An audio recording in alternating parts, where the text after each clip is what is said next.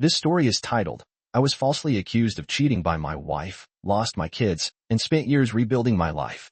When she found out I became rich, she tried to sue me for alimony. I turned the tables in the most unexpected way. Hey everyone, before we jump into today's video, I need your help.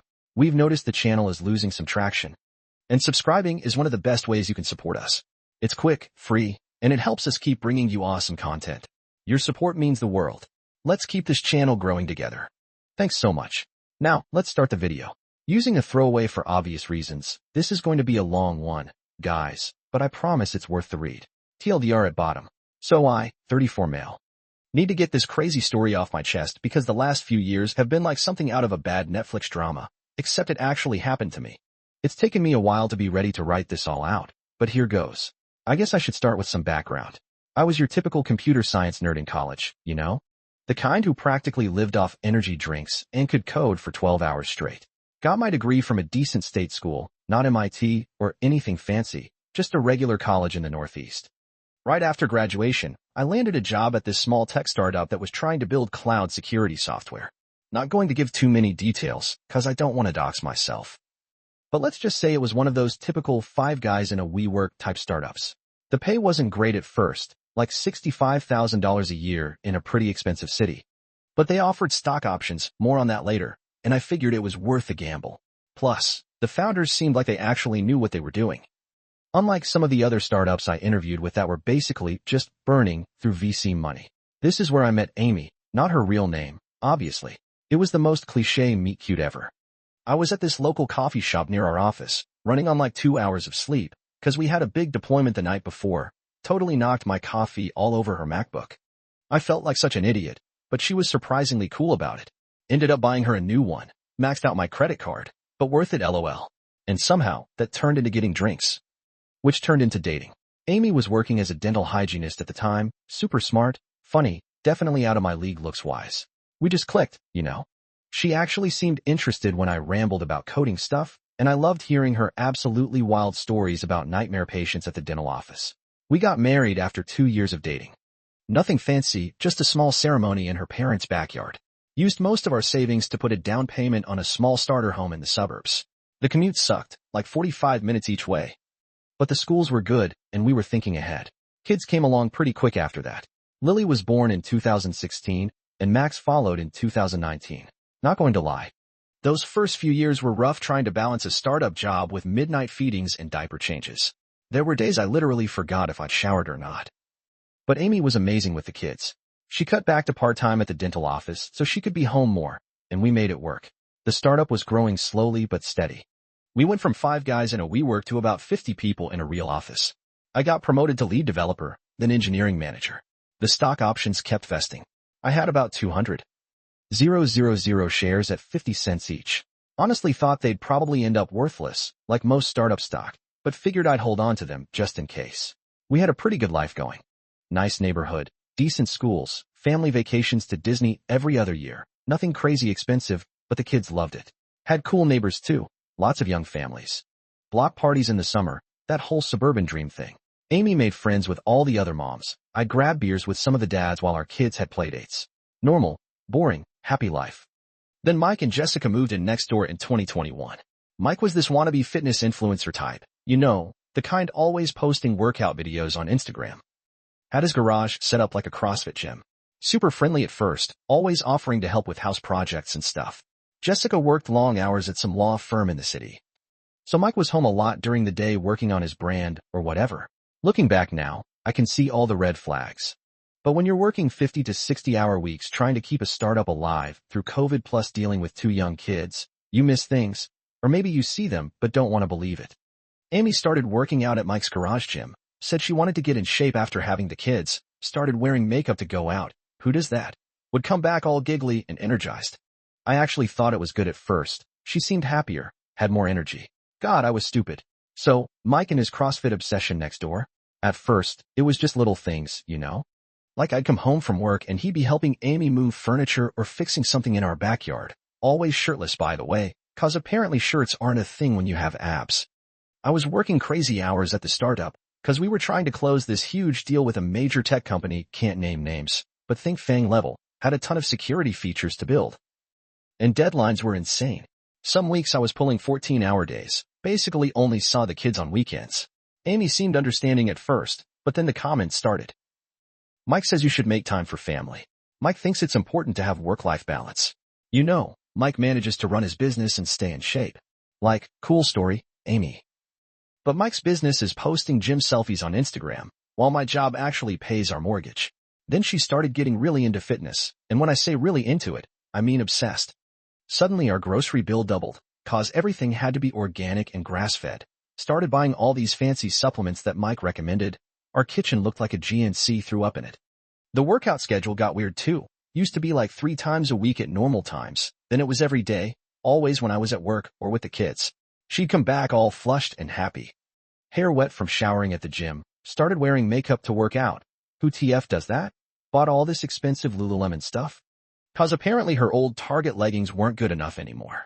But the really weird stuff started with her phone. Amy was never really a tech person before. Like she'd leave her phone in random places and not care. Suddenly she's glued to it 24/7, always texting, always with the screen tilted away from me. Got a new password and wouldn't tell me what it was. We used to know each other's passwords, not cause we snooped, but just in case of emergencies with the kids. The worst part. She started getting super aggressive about everything, like I'd ask what she wanted for dinner, and she'd snap at me saying I never help with meal planning, or I'd try to talk about my day at work. And she'd roll her eyes and say not everything is about your precious startup, real Jekyll and Hyde. One day I was playing with Max in the backyard, and saw Mike spotting Amy during some kind of workout through their garage window. Dude was literally pressed up against her helping with her form, or whatever. Max waves and goes, Mommy and Mike are best friends. Yeah, buddy, I bet they are. I tried talking to her about it. Told her I was feeling weird about how much time she was spending over there. Big mistake. She absolutely flipped out, started screaming about how I was controlling and jealous. How I was trying to stop her from having friends. How I was never home anyway. So why did I care? Then she started picking fights about money. The startup wasn't paying great. We were still in growth phase, but we were comfortable. Suddenly nothing was enough. She wanted to renovate the kitchen, needed a new car, wanted to send Lily to some fancy private school. When I explained about startup salary versus stock options, she'd get this look like I was speaking alien. Looking back, I should have seen what was coming. Started noticing weird charges on our credit card. Fancy restaurants I never went to, hotel charges in our own city, who needs a hotel 20 minutes from home? Some lingerie place I definitely never saw her wear anything from. The kids started acting different too. Lily, 8, went from being this happy, chatty kid to super quiet. Max, 5, got clingy. Would cry whenever I left for work. Once caught him talking to his stuffed animals about how Mommy and Mike are having a sleepover while Daddy works. Yeah, that hit like a truck. One night I came home early, cause our deployment got delayed. House was dark, but Amy's car was in the driveway. Heard music coming from Mike's garage gym. Walked over thinking maybe I should try to clear the air, talk man to man. Yeah, that was not what I found. Won't go into details. But let's just say Amy's workout routine definitely wasn't focused on fitness.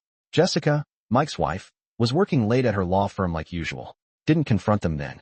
Just took a video on my phone and went back home, sat in my car for like an hour just processing. Called in sick the next day, talked to a lawyer. Guy told me to act normal, gather evidence.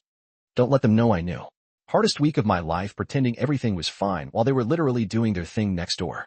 So, I had the video of Amy and Mike's workout session saved in about 6 different places, was going to confront Amy that weekend when my parents could take the kids, had it all planned out. Divorce papers ready, evidence documented, everything. But Amy and Mike had their own plan, and they moved first. It was a regular Tuesday. I was at work knee-deep in code reviews when my team lead messages me to come to HR. Weird, but not totally unusual given all the Amazon acquisition talks happening. Walk in, and there's 2 cops waiting. Turns out Amy had gone to the police that morning with bruises, claiming I'd beaten her during an argument about money.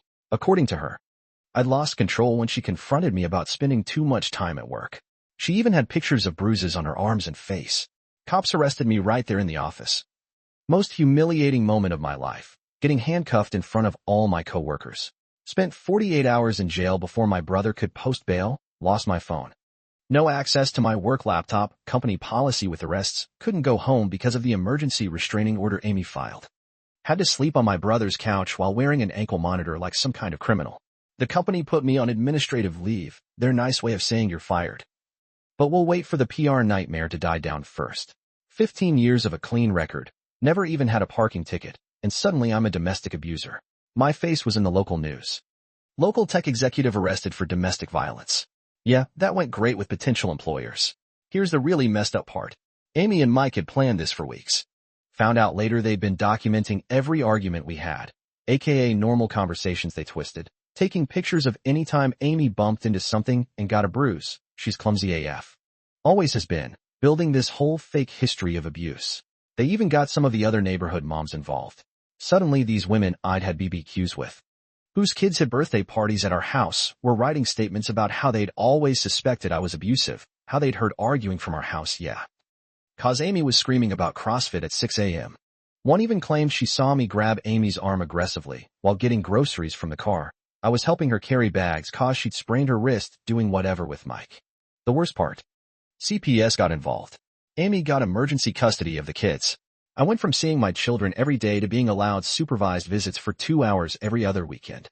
Do you know how messed up it is to have to see your own kids in some depressing government building while some social worker takes notes about every interaction? Had to cash out some of my stock options just to afford a lawyer. Company bylaws said I could keep the rest as long as I'd been there over 5 years. Thank God for small mercies, I guess. Moved into this depressing studio apartment near my brother's place, 'cause it was all I could afford with legal bills and child support payments. Lily wouldn't even look at me during visits. Found out Amy had told her I was sick in the head and needed to get better before I could come home. Max would just cry and ask why I didn't love them anymore. Try explaining domestic violence allegations to a 5-year-old. Actually don't, 'cause it's impossible. Lost most of my friends too. Funny how people disappear when you're accused of something like this. The few who stuck around were mostly guys from work who'd seen how much I'd sacrificed for my family. They knew the real story. But their hands were tied with the legal stuff going on. Meanwhile, Mike and Amy weren't even trying to hide it anymore. He'd moved out of his house with Jessica, who apparently had her own mess to deal with once she found out about everything. They were posting gym selfies together, going to restaurants, acting like they were a perfect couple. Using my child support money to fund their little love story. Had to start driving Uber on weekends just to make ends meet. Went from leading engineering teams to picking up drunk college kids at 2:00 a.m. The irony, some of my passengers were interns at my old company. Try keeping it together when some 22-year-old is talking about the amazing project you got fired from. Remember those stock options I mentioned? The ones I had to partially cash out to pay for lawyers? Yeah, this is where it gets wild. But first let me paint you a picture of rock bottom. I was living in this 400 square foot studio apartment that smelled like the previous tenant's 50 cats had a party, working 2 jobs.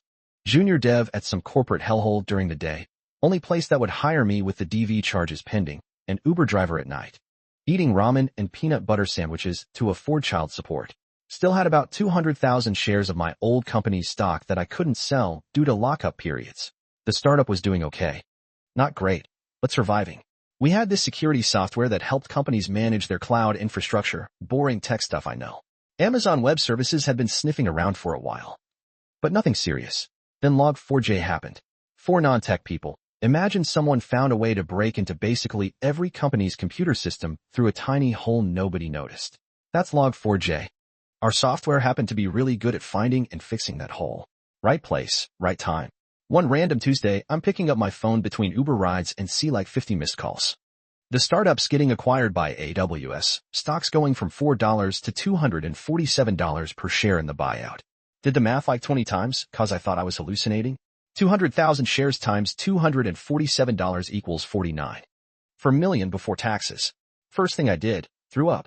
Second thing, called my lawyer. Third thing, threw up again. Here's where it gets fun. The acquisition news made local headlines. Local tech startup acquired by Amazon for $2.1 billion. My name was buried in there somewhere as one of the early employees. Guess who reads local tech news? Amy's lawyer. Within 24 hours I get this email from Amy, first one since the arrest, all sweet and concerned like we're still best friends or something. Hey, hope you're doing well. Been thinking about our situation, maybe we should talk about what's best for the kids. Translation. I heard you're rich now, let me get my claws in. I didn't respond, took a screenshot. Sent it to my lawyer, then went back to my Uber shift, needed to keep appearances normal while everything finalized. The acquisition would take 3 months to close. And I didn't want Amy causing problems before then. But Amy wasn't done. Next day, Mike's at my regular coffee shop. Totally coincidental, right? Tries to act all buddy-buddy. Hey man. Water under the bridge. We all make mistakes. Amy's really sorry about everything. Yeah, Sorry she accused me of beating her, got me arrested, took my kids, and ruined my reputation. But now that I'm worth millions, let's be friends. Such a convenient change of heart. Kept driving Uber right up until the acquisition closed. The looks on passengers' faces when they'd recognize me from the news articles, priceless. Aren't you that guy who?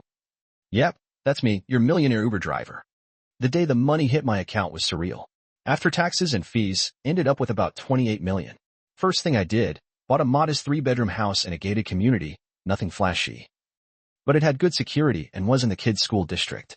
Set up college funds for Lily and Max, $2 million each in trust, they can't touch till they're 25. Started a small software consulting business, mostly to keep busy and have a legit income source that wasn't surprise AWS acquisition. Hired a few of my old teammates who'd stuck by me through everything. Then Amy made her move. Got served with papers at my new house. She wanted half the acquisition money. Claiming we were still technically married when the stock value increased, plus back child support calculated on my new net worth.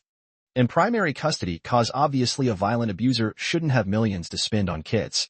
The irony, if she hadn't set me up, hadn't got me arrested and forced me to cash out some shares early. She might have had a case for half. But there's this funny thing about documented domestic violence accusations. She showed up at my new house on a Sunday morning. Hadn't seen her in person since the court dates, looking all sad in this modest Target outfit. Quite a change from her usual Lululemon everything. Barely any makeup. Eyes all puffy like she'd been crying. Can we talk? She asks, like we're in some Lifetime movie. It's about the kids. It's always about the kids with her. Funny how they weren't her priority when she was busy destroying their dad's life. But I let her in. Had security cameras everywhere and my phone recording in my pocket. Trust issues, nah. Just experience.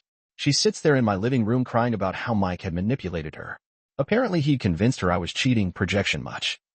Said I was going to leave her broke and take the kids, rich coming from the guy who literally helped frame me for abuse. He was so controlling, she sobbed. He made me file those charges. I was scared and confused. Sure, Amy, those bruises just appeared magically, and those witness statements wrote themselves. Then comes the real kicker. I know I messed up, but I'm still legally your wife. The stock value increased while we were married. I deserve half, for the kids. Hell, this woman had me arrested, took my kids. Nearly ruined my career and now wants half my money. The audacity is actually impressive. The kids miss you, she continues, watching my reaction. We could be a family again. Start fresh. Yeah. Cause nothing says fresh start like false domestic violence charges. She'd clearly practiced this speech, talked about how she'd gone to therapy, doubt, how she'd realized her mistakes, sure. How Mike had been the real abuser, ironic, even brought up our first date at that coffee shop like memory lane was going to make me forget everything. The whole time she's talking. My phone's blowing up. Turns out she told her lawyer she was attempting reconciliation, trying to establish some narrative about us working things out when the money hit. Then she starts with the waterworks about how hard things have been, living in a small apartment, karma's a working, extra shifts at the dental office, oh no, actual work. Can barely afford the kids' activities, maybe stop buying $200 leggings. I never wanted any of this, she says. Mike made me think you were this monster, but now I see he was the real monster. Right, because Mike forced her to, 1. Cheat for months. 2. Plan elaborate abuse accusations. 3. Get me arrested at work. 4. Take my kids. 5. Spend my child support on gym gear. 6. Lie to everyone we knew. But here's the best part. She pulls out her phone, shows me pics of the kids, recent ones I hadn't seen, cause you know, restricted access, Lily at her dance recital. Max playing soccer, all the moments I'd missed. They need their dad, she says. We can fix this. Translation. I'm broke, you're rich, let's pretend I didn't completely screw up your life. Then she drops the bomb. I've talked to my lawyer, if we can't work this out, well, I have rights. The stock value increased during our marriage, and with your history of domestic violence. Ah. There it is, the threat behind the tears, classic Amy. I let her finish her performance, even offered her some tissues, the cheap rough ones, not the fancy soft kind. Then I just said, I'll have my lawyer contact yours, and showed her out. The second she left, called my lawyer. Turns out Amy had been busy, filed for emergency spousal support based on the acquisition money. Tried to modify the custody agreement, claiming my newfound wealth made me a flight risk, even reached out to some of my old coworkers looking for dirt. The real comedy. She's still posting inspirational quotes on Instagram about rising above negativity and finding your truth, between those and gym selfies with her new trainer. Guess Mike got replaced. You guys aren't going to believe what happened in court. Remember those security cameras I mentioned? Yeah, they're about to become important. Court date was set for last month. Amy shows up looking like she raided the Salvation Army, plain dress, no makeup, hair in a messy bun, Rael struggling single mom vibes, even had the kids with her, against court orders by the way. Sitting in the front row like props in her little show. Her lawyer goes first, dude's wearing a suit that probably cost more than my first car.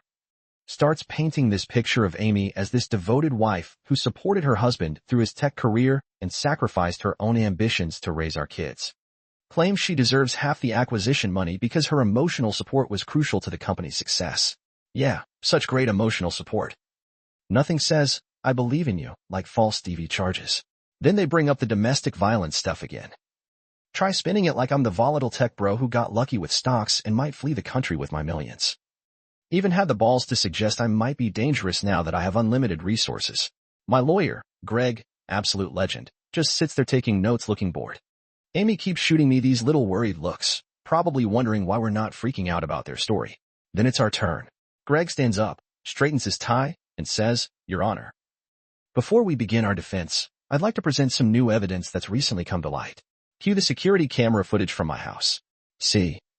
Amy didn't just visit once with her fake Reconciliation Act. She'd been coming by almost every day when I was at my office trying to get in. And guess who was with her half the time? Mike. The cameras caught them planning the whole thing, Amy and Mike sitting in his car outside my house literally rehearsing her emotional speech. Caught her planting some fake evidence in my mailbox, letters she'd written to herself about being afraid of me, dated before the DV charges. Even got them laughing about how easy it would be to take half my money. But wait, there's more. Remember those bruises she used to frame me? Turns out my Ring doorbell caught her, and Mike staging those two back when they were still neighbors. Video shows them using makeup to create fake bruises, taking photos. Even practicing her scared wife face. The judge's face during all this, priceless. Amy looked like she was going to throw up. Mike, who got subpoenaed to appear, kept trying to leave but the bailiff made him stay. Then Greg drops the nuclear bomb. Turns out Amy and Mike had been trying to pull similar scams with other people. Found two other guys in different cities, both successful tech workers, both falsely accused of abuse. Both got taken to the cleaners in divorce settlements. Amy and Mike had it down to a science. The real MVP, Jessica, Mike's ex-wife. She's a lawyer herself and had been building a case against them for months. Came to court with a whole file of evidence texts, emails, bank records showing how they'd split their previous scam money.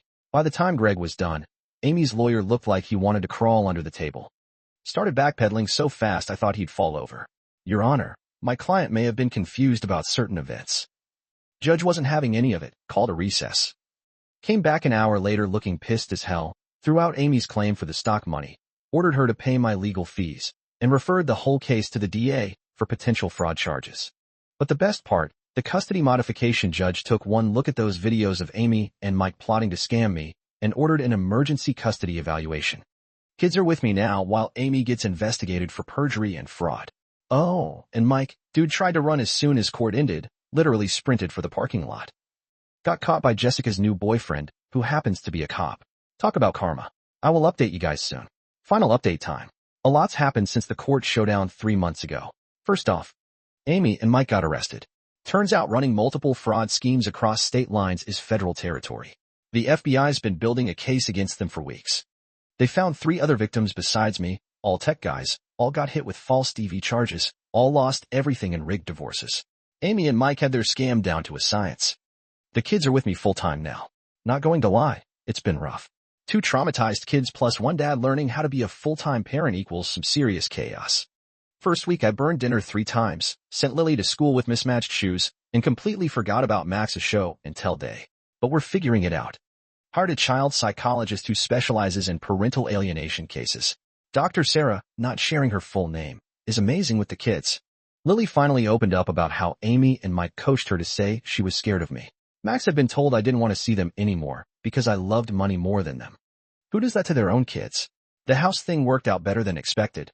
Moved us to a nice neighborhood with good schools, but nothing flashy. Got a gaming room for Max, kids obsessed with Minecraft, and let Lily design her own bedroom, currently very pink. Security system that would make Fort Knox jealous, but it helps them feel safe. Started working from home full-time. My consulting company's doing well, but the kids come first now. Got a solid team handling most projects while I focus on being dad. Funny how life works. Spent years chasing success in tech, And now my biggest achievement is making Max laugh at my terrible dad jokes. Amy's facing 15 to 20 years for fraud, perjury, and some other charges I don't fully understand. Her lawyer tried to cut a deal, but the feds aren't playing. Turns out they really don't like organized fraud schemes targeting tech workers. Who knew? Mike rolled on Amy the second things got serious. Dude literally cried in FBI custody, claimed she was the mastermind, probably true, and he was just a victim of her manipulation. Definitely BS. He's still looking at 10 years minimum. Jessica, Mike's ex, has been surprisingly awesome through all this. She's helping the feds build their case and has been great with the kids. They remember her from when we were neighbors, and she comes over sometimes to bake cookies with them. No drama. Just genuine care for two kids who've been through hell. The money stuff sorted itself out, set up proper trusts for the kids, invested in some boring but stable stuff my financial advisor recommended, and started a foundation helping fathers fighting false TV charges. The foundation's already helped 3 dads get their kids back. Dating. Yeah, that's a hard no right now.